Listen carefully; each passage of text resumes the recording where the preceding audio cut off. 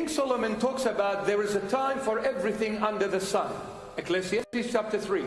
There is a time for everything under the sun. And he goes on and says, there is a time for one to be born, and there is a time for one to die. There is a time for one to plant, and there is a time for one to harvest what he planted. You see, planting a seed is the beginning of the road. Harvesting is the end of the road. What King Solomon is trying to teach us here and tell us, that the beginning of the road, you are free in whatever you choose to plant. The beginning of the road, you can plant an orange tree, you can plant an apple tree, you can plant whatever you choose to plant. You are absolutely free. However, there will come a time, just like there was a time for you to plant a seed, there will come a time 100% that you will harvest, but not what you choose to harvest. You will harvest what you chose to plant in the beginning. If you want to harvest love, you must plant the seed of love. You cannot plant an orange tree and expect an apple at the end. It's just impossible. Logically impossible.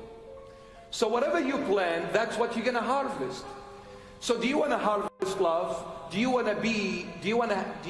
Jesus to be your portion? You better plant love. When you're planting love, that seed does not come a fruitful tree overnight. It takes years. It takes a long time for that seed to become a fruitful tree. Therefore, we need to be patient with what we plant in the beginning of the road.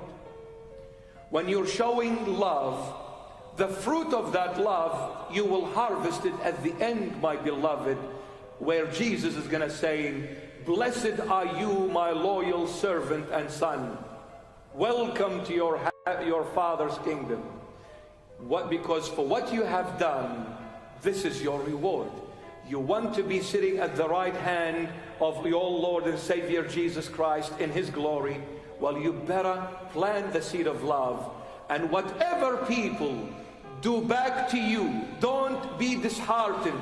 Don't lose hope, because that seed, 100%, a time will come, it will bear fruit, and you will harvest the fruit of love, because Jesus Christ is God revealed in the flesh. He will make sure the seed you planted will be 100% fruitful at the end.